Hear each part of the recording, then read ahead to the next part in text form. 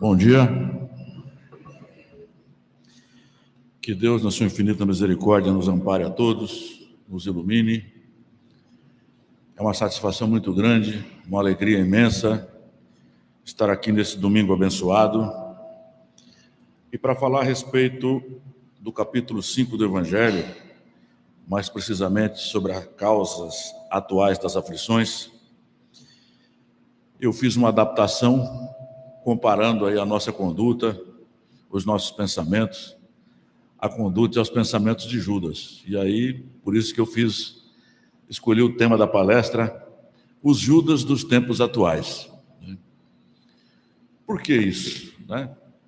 Porque nós estávamos conversando agora há pouco ali, nesse início de ano, quando nós fazemos planos, projetos para serem cumpridos até o final do ano, isso acontece desde que a gente era pequeno, A gente vai fazendo planos para aquele ano, para o outro ano, e a gente nunca faz plano para uma centena de anos, para outras encarnações.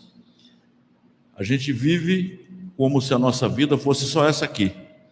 Fazemos planos para alcançarmos objetivos materiais nesta encarnação, felicidade nessa encarnação, alcançar objetivos nessa encarnação. E, na realidade, o nosso objetivo é muito mais amplo do que esse. E o equívoco começou na época de Judas, porque existem algumas teorias na literatura, e a que eu mais gosto, que eu assumi como verdadeira, é a de que na época de Jesus, o domínio de Roma sobre os povos era muito grande. E existia uma preocupação de Roma com isso, tanto que, ao conquistar um povo, o governo de Roma escolhia determinadas autoridades daquele povo para integrar o governo de Roma, para que aquele povo não se sentisse órfão, tão sozinho. Mas ainda assim, existia uma certa revolta das pessoas, da população daqueles países que eram dominados por Roma, e existia um sonho interno deles de que um dia eles se livrassem do jugo de Roma. Então existia um murmurinho, um burburinho, um murmúrio entre as pessoas da época, de que haveria uma revolução, chegaria um tempo em que haveria um líder que faria com que as pessoas pegassem nas armas e, através de uma luta sangrenta, se livrassem os israelenses do domínio de Roma. E aí aparece Jesus, oferecendo uma face, oferecendo a outra face, mas Jesus nunca enganou ninguém. Se você pegar o livro Boa Nova, do Chico Xavier, Psicografia do Chico Xavier, é um livro de Humberto de Campos, logo no início, ele traz um diálogo de Jesus com um sacerdote no templo. Foi a primeira viagem que Jesus fez, saindo lá da onde Jesus era da Galileu, da Galileia, para ir para Jerusalém. E Jesus estava sentado como um peregrino nas adjacências do templo. Jesus foi notado por um grupo de sacerdotes e pensadores ociosos que se sentiram atraídos pelos seus traços de formosa originalidade e pelo seu olhar lúcido e profundo. Alguns deles se afastaram sem maior interesse, mas Hanã, que seria mais tarde o juiz inclemente da sua causa, aproximou-se do desconhecido e dirigiu-se-lhe com orgulho. Galileu, que fazes na cidade? Jesus respondeu: passo por Jerusalém, buscando a fundação do reino de Deus, exclamou com modesta nobreza.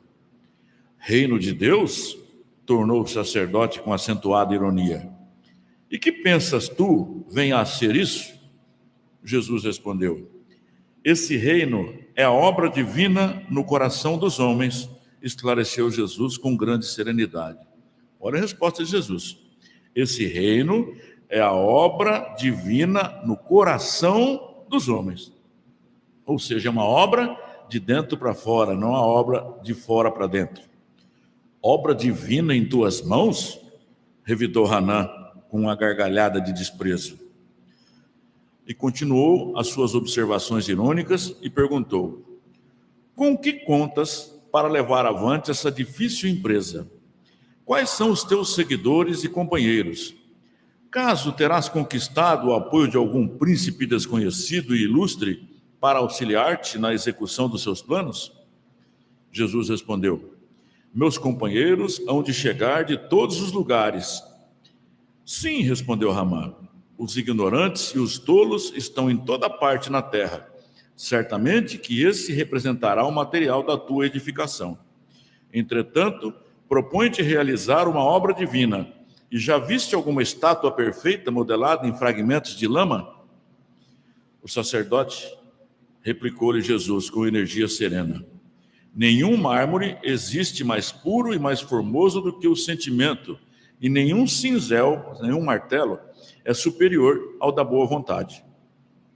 Impressionado com a resposta firme e inteligente, o famoso juiz ainda interrogou: conhece Roma, Atenas? Conheço o amor e a verdade, disse Jesus convictamente. Tem ciências dos códigos da corte provincial, das leis do templo? Inquiriu Hanã inquieto.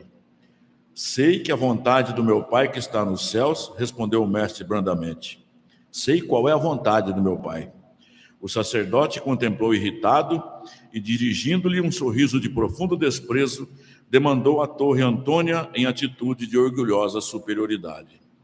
Então, esse diálogo de Jesus foi muito claro ao afirmar que ele veio para fundar o reino de Deus no coração dos homens, né?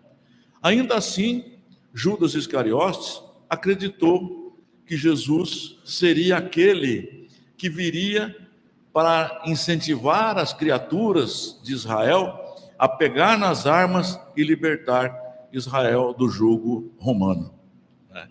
E, embora conhecesse o caráter de Jesus, que falava em amor ao próximo, que falava em perdão, que falava em oferecer a outra face, Judas Iscariotes foi convencido pelas autoridades na época de que Jesus era de fato aquele que veio agrupar as pessoas para pegar nas armas, né? Mas que a justiça divina estava muito devagar, aquilo estava demorando muito para acontecer. Porque cá entre nós, a justiça divina é devagar, né? Mas só que ela não erra nunca, né? Ao contrário da nossa justiça, que é rápida e não acerta uma, né? Da divina não erra nunca, ela pode tardar, mas quando ela vem para colocar as coisas no seu devido lugar, né? E essas autoridades convenceram Judas Iscariotes de que a justiça que Jesus pregava, a liberdade, o reino que Jesus pregava, estava demorando para acontecer. Então, que seria interessante prender Jesus para que ele não se expusesse. Enquanto Jesus estivesse preso, refletindo, eles pegariam nas armas, baseados nos ensinamentos de Jesus, que já existia uma multidão seguindo Jesus, e eles fariam a sonhada revolução, a sonhada libertação de Israel do poder de Roma. Judas Iscariotes acreditou na promessa, recebeu 30 denários para as despesas pessoais, né? Porque ele tem umas despesas ali para entregar Jesus, né? E ele só se deu conta do equívoco, do erro que ele cometeu, quando ele percebeu Jesus sendo açoitado nas ruas e sendo crucificado. O desespero dele foi tão grande que ele acabou se suicidando, né? E passado tantos anos, chegados aos tempos atuais, nós continuamos cometendo o mesmo engano, como eu falei agora no começo. Sabemos que somos eternos, sabemos da eternidade da alma, mas vivemos como se a nossa vida fosse só essa aqui. Nós temos metas a alcançar nessa vida. Ninguém traça planos para se desvencilhar dos seus vícios, para resgatar suas faltas cometidas em encarnações anteriores, nessa encarnação. Para todos, eu sei porque, apesar de estudar bastante, eu também tenho essa convicção de que os errados são os outros, não somos nós. Quem tem que se corrigir são os outros, não somos nós, né? Tem uma história do Chico Xavier de que ele adorava os animais, isso não é novidade para ninguém, e ele tinha um cachorrinho, e o cachorrinho estava dando muito trabalho, já estava idoso para morrer, E o Chico trabalhava como empregado na Secretaria da Agricultura do Estado de Minas Gerais. Nas horas de folga, na hora de almoço, na hora do café da tarde, enquanto os amigos dele ficavam lanchando, ele ia psicografar. E foi assim com Paulo Estevão, tantos outros livros que ele escreveu, né? À noite, quando chegava cansado, tomava um banho e ia para o centro atender as pessoas. Atendia até 2, 3 horas da manhã. E quando não, chegava em casa, tinha que tratar do cachorrinho que estava passando mal. E quem contou essa história foi o Haroldo Dutra Dias, e ele não citou quem é essa pessoa, essa pessoa ainda é viva, né? E a pessoa, com dó do sofrimento do Chico, foi lá e deu um jeito de matar o cachorro, para que o Chico não tivesse mais um problema durante o dia dele. Ele tinha que trabalhar, psicografar e atender as pessoas no centro. Já não tinha que cuidar do cachorrinho. E essa pessoa procurou o Chico e falou: olha, Chico, para te aliviar desse sofrimento, eu matei o seu cachorro. O Chico, que era uma pessoa dócil, muito diferente de nós, ficou com a mágoa, né, daquela pessoa. Que aquela pessoa não devia ter feito aquilo. E um dia, numa reunião do centro, Emmanuel disse para o Chico: Chico, está difícil trabalhar com você. Você está com uma mancha muito escura no coração. Isso se chama mágoa. E o Chico contou a história para o Emmanuel. O Emmanuel falou: para você se desvencilhar disso, você precisa pesquisar qual é o desejo dessa pessoa, o que essa pessoa mais quer na vida, e dar de presente para ela. E o Chico foi pesquisar, essa pessoa queria uma máquina de costura. Naquela época, uma máquina de costura não era coisa para qualquer um. Era uma coisa que custava aí o salário do Chico de vários anos. E o Chico foi lá e comprou a máquina, ficou indignado, né, de ter que dar um presente para aquela pessoa que matou o cachorro dele, aquela pessoa que causou a mágoa nele. Ele falou: ainda vou ter que comprometer o meu salário por 2 anos praticamente para pagar a máquina de costura para dar para essa criatura. Aí o Emmanuel disse para ele: a mágoa é sua, não é dela. É você que tem que tomar a decisão. E o Chico foi lá e comprou a máquina de costura e deu para a pessoa. Quando o Chico foi entregar essa máquina para a pessoa, essa pessoa voou no pescoço do Chico, deu um abraço tão carinhoso nele, encheu ele de beijo, que saiu uma luz do peito dessa criatura e livrou o coração do Chico daquela mancha escura, daquela mágoa que ele sentia daquela criatura. A vida seguiu e o Chico ficou bem. Então, a gente tem que ter essa consciência de que a conciliação, a melhora que nós queremos das pessoas ao nosso lado, tem que começar da gente, né? A gente tem que ter a consciência do dever cumprido. Se o outro não fez a parte dele, o problema é dele, não é nosso, né? Se o outro cometeu alguma injustiça com a gente, o problema é dele, não é nosso, né? Eu já contei isso para vocês aqui, do problema que eu tive com a justiça, por um amigo que disse que eu assinei no lugar dele, eu acabei respondendo por isso, acabei indo preso por isso. E um dia, conversando com um advogado amigo meu, ele falou assim: você não tem raiva desse cara, não tem mágoa dele? Eu falei: tive. Durante muito tempo eu tive, né? Foram 20 anos de perseguição, a justiça me processando e tal, até acaba sendo preso. E eu cheguei à conclusão do seguinte: eu tenho a consciência do que eu fiz. A minha consciência é minha. Se eu devesse alguma coisa para ele de encarnações anteriores, e ele veio nessa encarnação com o direito de cobrar aquilo de mim, ele cobrou. E o problema é dele com Deus agora. Ou se eu não tinha nenhum débito com ele, e ele fez essa injustiça comigo, que eu acabei sendo preso, eu fiquei 10 meses longe da minha família, né? É um problema dele com Deus, não é meu. Eu não tenho essa mancha no coração, eu não carrego essa mancha no coração.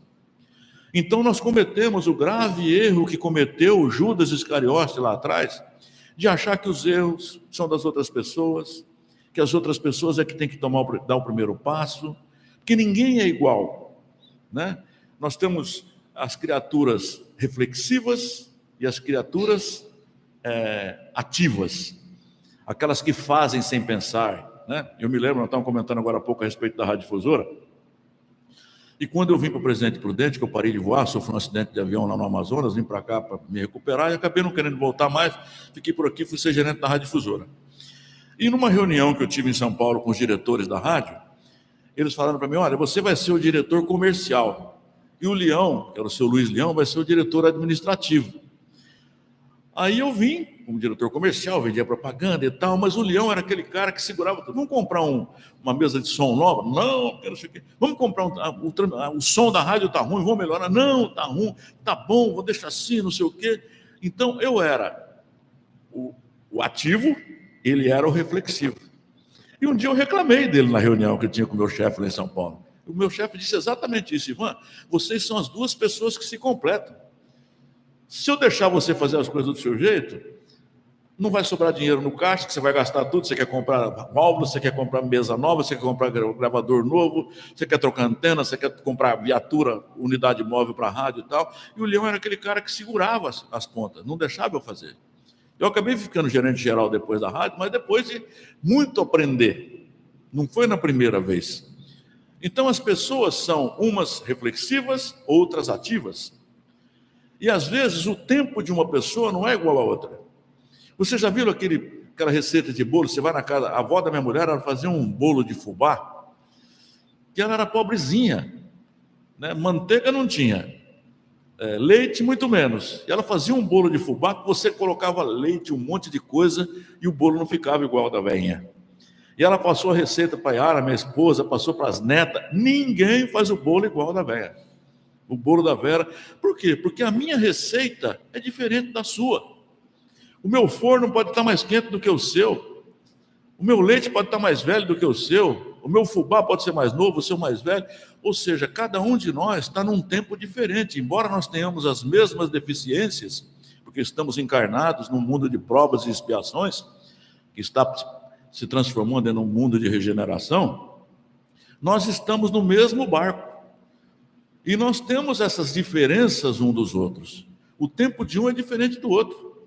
Pode ver que às vezes você lê um texto, lê alguma coisa, você entende de uma maneira, o outro entende de outra. Nós tivemos, na época que eu fazia curso de mediunidade, lá no Centro Espírita André Luiz, tinha um rapaz do Banco Itaú que dava o curso, e aconteceu isso. Deu um texto para a gente ler e pediu para ler em voz baixa, e depois cada um ia dar a sua interpretação do texto. Gente, é de chorar. Cada um entende o negócio de um jeito. Está escrito como é que é o negócio ali, a gente entende de outro jeito. Então Jesus disse que ele veio para fundar o reino de Deus no coração dos homens. E a gente se contenta em fazer planos, em comprar uma casa, em comprar um carro, em ter saúde, né, em tomar uma cervejinha no final de semana, em sobrar um dinheirinho para comprar um franguinho, a macarronada de domingo. E assim vem domingo, assim vem anos. Acabou essa encarnação, nós não nos preocupamos com a nossa eternidade, porque nós somos eternos. E se você pegar o livro Vinha de Luz, no capítulo 177, tem uma página que diz assim: guardemos saúde mental. Pensai nas coisas que são de cima e não nas que são da terra. Lembra que eu contei na última palestra que eu fiz aqui a respeito do Paulo, que ele começou a sentir dificuldade de estar nos vários locais ao mesmo tempo? E ele fez uma oração fervorosa um dia, pedindo para que Deus intuísse ele de o que ele podia fazer para estar em vários lugares ao mesmo tempo. Aí Deus intuiu ele para escrever as cartas. Por isso que tem carta de Paulo aos Colossenses, aos Romanos, né? E esta maravilha está na carta de Paulo aos Colossenses, capítulo 3, versículo 2. E no comentário de Emmanuel ele diz assim: o cristianismo primitivo não desconhecia a necessidade da mente sã e iluminada de aspirações superiores na vida daqueles que abraçam no Evangelho a renovação substancial. Olha só, o cristianismo primitivo, lá da época de Jesus, não desconhecia a necessidade da mente sã e iluminada. Nós temos a mente iluminada, a doutrina espírita ilumina o nosso caminhar, é o foco que ilumina onde nós devemos pisar, né? De aspirações superiores. Onde está a aspiração superior quando nós fazemos planos apenas para essa vida passageira? Essa vida que começa no nascedouro e termina segundos depois, anos depois, né? Mas vai acabar. A única certeza que a gente tem é que ela um dia vai acabar. Mas a gente vive como se nunca fosse acabar. Como se a felicidade fosse só alcançarmos os nossos objetivos no plano de vista material. O trabalho de notáveis pensadores de hoje encontra raízes mais longe. Então, aquilo que nós somos hoje, nós somos o reflexo daquilo do que nós já fomos. Então não adianta você querer procurar uma cartomante, alguém. Quem fui eu no passado? Né? Eu costumo dizer, nenhuma cartomante falou que você foi bandido, que você foi ladrão, que você foi um carcereiro, você foi rei, você foi rainha, você foi príncipe, né? Não é assim que o pessoal, essas cartomantes dizem para as pessoas que vão procurar saber? E não é verdade. Basta você ver quem nós somos hoje, porque para chegar onde nós somos hoje, nós fomos outras criaturas em encarnações anteriores. Então diz aqui, ó, o trabalho de notáveis pensadores de hoje encontra raízes mais longe. Então isso é coisa que a gente vem plantando há muitos anos atrás, né? Para chegar onde nós estamos hoje. Sabem agora os que lidam com os fenômenos mediúnicos que a morte da carne não impõe as delícias celestiais. É um erro acreditar que a hora que a gente sair do plano físico, nós vamos chegar do outro lado para descansar. Estou cansado, quero morrer porque eu não quero trabalhar mais, quero morrer porque eu estou cansado disso, aquilo, outro. Vai chegar do outro lado, vai ter dificuldade, porque vai continuar tudo do mesmo jeito. Tem um livro que eu não lembro o nome agora, de uma amiga do Chico, lá de Uberaba, que quando ela desfaleceu, quando ela desencarnou, foi para o plano espiritual achando, e ela era uma trabalhadora da causa espírita, né? Atendente dos necessitados, e quando ela chegou no outro lado, ela achou que ela ia ter tapete vermelho, banda de música esperando ela. Acho que tinha meia dúzia de trabalhador. Que bom, irmã, que você chegou. Estão esperando você para fazer isso, para fazer aquilo, aquilo outro. Eu falei, gente, mas eu vim para cá para descansar, não vou descansar, não? Não é? Então é um ledo engano achar que a morte é um descanso. Achar que quando você chegar do outro lado, você vai encontrar tapete vermelho e banda de música. Porque não vai ser assim. A vida continua, como vocês vão ver aqui. O homem encontra-se além do túmulo com as virtudes e defeitos, ideias e vícios a que se consagrava no corpo. Ninguém vira santo só porque deixou o corpo material para trás. Nós vamos chegar do outro lado com as mesmas características, as mesmas qualidades e os mesmos vícios. E com uma agravante. Aqui a gente consegue esconder muitos vícios das pessoas e do outro lado a gente não consegue esconder de ninguém, não. Aí lá nós vamos encontrar com os nossos desafetos. O criminoso imanta-se ao círculo dos próprios delitos, quando se não algema aos parceiros na falta cometida. O avarento está preso aos bens supérfluos que abusivamente amontoou. Eu conversando com a minha sobrinha essa semana, que é advogada, ela esteve lá no escritório, eu estou arrumando um emprego para ela com uma advogada vizinha minha lá, tá? E ela contando de um ex-patrão que ela tinha, que pagava R$1.000 para ela por mês. Ela formada há 2 anos, primeira colocada no exame da OAB aqui em Presidente Prudente, se sujeitava a trabalhar por R$1.000 por mês, e pedia aumento. O patrão disse que não podia dar, e agora o ex-patrão dela está fazendo a partilha dos bens para os filhos. Ele tem 3 filhos, sabe quantos milhões vai ficar para cada filho? 3 milhões para cada filho, 9 milhões, e ele que trabalhou para ganhar tudo isso. Quantas pessoas ele não explorou pagando R$1.000 por mês, quando o salário mínimo é 1.000 e ela vai fumar, você pagava só R$1.000, uma moça formada em direito. Olha o compromisso que a gente tem com aquilo que a gente adquire aqui na Terra. Porque não é pecado ser rico. O pecado é você ser avarento, achar que aquilo é seu. Quando Deus te dá algum valor, te dá algum benefício, é porque você tem compromisso com as criaturas que têm menos condições do que você. É para gerar emprego, é para pagar salário justo, é para você ser uma pessoa melhor com as outras pessoas que estão ao seu redor, né? Mas a gente se engana. E as outras encarnações estão por aí para cobrar da gente, né? O vaidoso permanece ligado aos títulos transitórios. Eu sou doutor. O Adilson não está aqui para contar, né? Na época eu frequentava os domingos de manhã aqui e tal, a Mara vai lembrar disso. Chegou um sacerdote da época dos antigos querendo que a gente beijasse a mão dele. Lembra disso, Mara? Beija minha mão, porque ele era um sacerdote. Quem vocês pensam que são? Eu matei ele. Falei, olha, eu sou um simples pecador que deixei minha família em casa para vir aqui atender você, que é um meu irmão necessitado de um amparo. Deu uma crise de choro nesse camarada, né? Ou seja, você vai para o outro lado acreditando que você é aquela autoridade que você era aqui. E nós temos no próprio livro Nosso Lar, que o André Luiz, chegando no plano espiritual, se considerava médico. Então, quando ele pediu para trabalhar, né, para o pessoal que administrava o hospital onde ele estava, ele achou que iam dar um estetoscópio para ele, um jaleco branco, e ele ia atender as pessoas. Deram um balde e uma vassoura para ele começar a varrer os corredores do hospital. Por quê? No plano espiritual, o nosso conhecimento é isso aqui, ó. Nós conhecemos limitados ao plano da matéria. E no plano espiritual, o conhecimento é outro. Aí ele teve que galgar todos os degraus para aprender tudo o que ele podia aprender, né? E até onde nós lemos os livros, ele não exerceu a medicina em nenhum delas. Ele exerceu a caridade, o amor ao próximo. O alcoólatra ronda as possibilidades de satisfazer a sede que lhe domina os centros de força. Ou seja, é cachaceiro, vai chegar do outro lado cachaceiro. Quem se apaixona pelas organizações caprichosas do eu, gasta longos dias para desfazer as teias de ilusão que se lhe segrega a personalidade. Olha o alerta do Emmanuel na carta de Paulo aos Colossenses. Quem se apaixona pelas organizações caprichosas do eu, o outro é que tem que pedir perdão para mim. Eu sou certo, eu não erro nunca. Não é verdade? Quando a realidade é outra. Nós temos que dar o primeiro passo sempre. Eu sou a paz que eu desejo no mundo.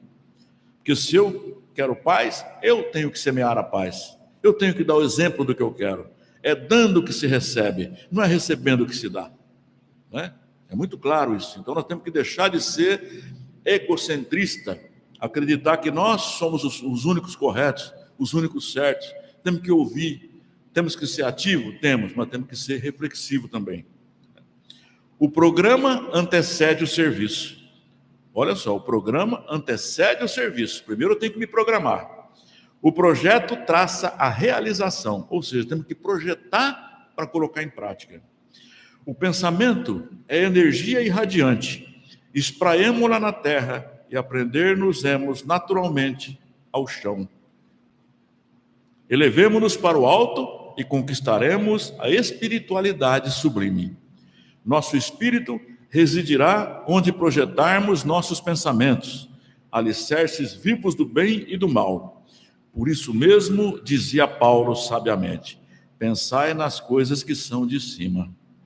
Mas para pensar nas coisas que são de cima, nós temos que falar da tão falada reforma íntima.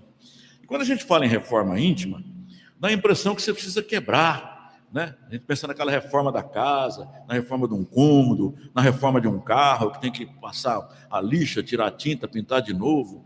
E a reforma íntima, na realidade, ela é um processo educacional. E para a gente participar desse processo educacional conosco mesmo, é preciso que haja um projeto. E é esse projeto que eu chamo a atenção de vocês hoje, para que a gente não trace projeto apenas para o ano de 2025, 2026, se a gente estiver vivo ainda, tivermos a graça de estarmos vivos. Nós temos que traçar projetos para a nossa modificação, para a nossa transformação, essa tal de reforma, para a gente começar a abandonar os nossos vícios, as nossas mesquinhez, nosso destino avarento, né?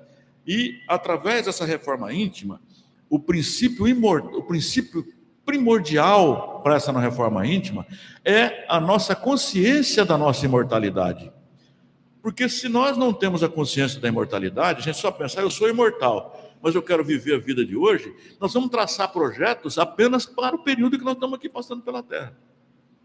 E quando nós colocamos isso dentro do nosso interior e trabalhamos isso através dessa construção educativa de que nós somos imortais, nós começamos a trabalhar os nossos defeitos e os nossos vícios, não só para essa encarnação, que ninguém vai sair dessa encarnação aqui santo. Nós chegamos onde nós chegamos, do jeito que nós estamos, serão muitas outras encarnações que nós teremos que passar por aqui para nos desvencilharmos dessas nossas deficiências, né, morais, intelectuais e tantas outras, né? Então, é necessário que nós tenhamos a consciência da nossa imortalidade para que nós possamos traçar esses projetos para um tempo um pouco mais longo, não só para essa vida. Para essa vida nós temos nossos familiares do lado, que a gente já aprendeu a tratar, são filhos diferentes daquilo que a gente queria que fosse, são o parceiro que depois de um determinado tempo de relacionamento demonstra que é diferente daquilo que a gente era quando era namorado. Mas a partir do momento que você tem essa consciência, a gente tem também a consciência da necessidade da gente seguir em frente, de mãos dadas, porque nós somos diferentes um do outro, um completa o outro. Essa diferença que existe entre as pessoas é que faz a roda girar. Se todo mundo gostasse só do amarelo, todo mundo gostasse só de ser advogado, por exemplo, só tinha advogado, ficava doente, morria, porque o advogado não sabia como é que tratava a doença. Por isso que é necessário ter o advogado, o médico, o dentista, o lixeiro, né, o comerciante, e tantas outras profissões tão abnegadas que existem. Isso faz parte da nossa índole. Essa diversidade, essa diferença que nós temos das pessoas que nos rodeiam, não faz com que nós sejamos superiores a elas, faz com que nós sejamos diferentes, que nós tenhamos a nossa característica, mas nós não podemos fugir da nossa responsabilidade que nós temos, no sentido de pegar na mão dessa criatura que é diferente de nós e aprender com ela. Porque na época, eu achava que eu era superior ao seu leão, porque eu vendia, eu fazia acontecer. E o seu leão, dentro da sua humildade, ele me trouxe a consciência de que é necessário a reflexão. Então, nós temos a consciência hoje de que nós somos os Judas dos tempos de Jesus Cristo, porque nós temos a consciência da eternidade da vida, da eternidade da alma, nós temos a consciência da necessidade da nossa reforma íntima, desse processo educativo que nós temos que colocar em prática, nós temos a consciência da necessidade do planejamento para essa reforma íntima nossa, e nós continuamos vivendo como se fôssemos ter só essa vida. A hora que a gente deixasse essa vida aqui, que tudo acabou. E não é assim. Nós temos consciência da eternidade da nossa alma. Que Jesus nos ilumine, nos ampare e permita que essa chama desse papo nosso de domingo floresça dentro de cada um de nós. E que nós, ao chegar ao final dessa vida, tenhamos a consciência de termos traçado aí o nosso projeto de transformação para tantas outras encarnações e que isso possa ocorrer o mais rápido possível. Só depende de cada um de nós. Que Deus abençoe a todos.